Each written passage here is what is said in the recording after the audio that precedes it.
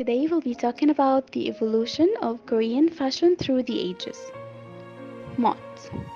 It's a word that for me is not just a meaning in the Korean language, but it carries a whole culture and history. It holds an essential part of why I love South Korea, namely Korean fashion. Korean fashion has been distinguished since ancient times, starting from the traditional Korean costume until the Korean fashion, which is famous at the present time, and kbeauty, which is a large part of the culture of South Korea, which was greatly distinguished through K-pop, the Korean music. Hanbok. The hanbok is a traditional Korean costume, and the costume consists of a skirt called chima for women and a short jacket called gyoguri. While for men, the costume consists of gyoguri and pants, which is called baji. Hanbok is made of silk, where it is the main fabric used in the hanbok industry, as well as many materials such as hem and cotton, and the fabric is colored using natural dyes. They give a magnificent and deep shape that cannot be obtained from artificial dyes. Hanbok colors were indicative of social status, and the hanbok is known for some of the main characteristics in which it exists, such as the folds that are present on the chima for skirt, as well as the proportions between the skirt, sleeves, and the jacket, and the proportions that illustrate the shape of the shoe. The history of hanbok dates back more than 5,000 years, and despite the development of Korean fashion and its influence on the West, Koreans still keep the hanbok. They wear it on holidays, festivals, weddings, and special occasions. When I think of the word moth, I automatically think of hanbok. It's not just a traditional costume that symbolizes to South Korea, it even denotes a whole history. It's known that hanbok denotes many forms, including those for men and for women, and some of them indicate social status, and some of them indicate special occasions, and it highlights wealth, health, longevity, and honor. The beginning of hanbok in the 19th century is considered as a distinction of Korean costumes from other costumes.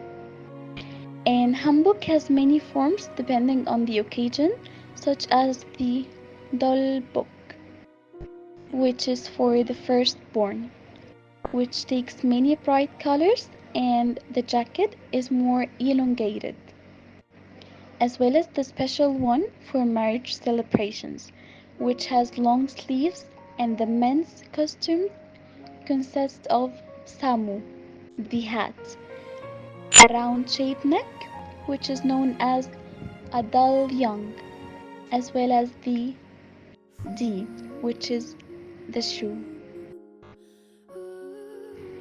As for the women, they wear a crown known as gokdori, nokwansum, which is a green outfit, as well as pai pak, which is a ceremony held to offer marriage to demonstrate respect for marriage to the husband's family. And that's which is called the men's costume. And for women, it's called harut, and the name Hyudan for the crown. Pre-Joseon period and Joseon era. Hanbok has gone through many stages throughout the ages, starting from the well-known form, which consists of a jacket, skirt, and baji for men, which was the form worn by Koreans in the Joseon era. And women in that period used simple makeup made from natural materials. The hanbok at that time had a wider shape and long sleeves.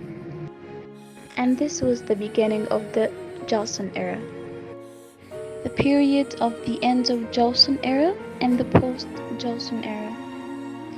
Starting from the end of the Joseon era, the hanbok began to change in the form of a koduri, which is the jacket, as it became shorter than before, and the hanbok costume for men became called doromaki, and women began to wear makeup more clearly during that period.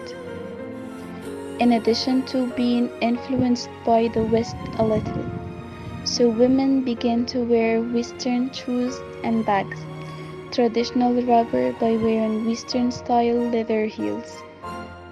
During the 90s period, in the 90s, Korean fashion began to change clearly. Starting from that era, we began to see the word "mot" differently through the image that Korean fashion paints in our minds. Due to the spread of K-pop culture, the influence of Western tastes has become much greater than before, and Korean makeup has taken another form. It has grown a lot in that period through the manufacture of skin lightening products, skin tightening products, and other beauty products. That's all for today. If you reached this point, we appreciate your time and we hope you enjoyed our video. Please don't forget to like it, share it, and subscribe to our channel. Thank you for watching. See you in the next video. Annyeong!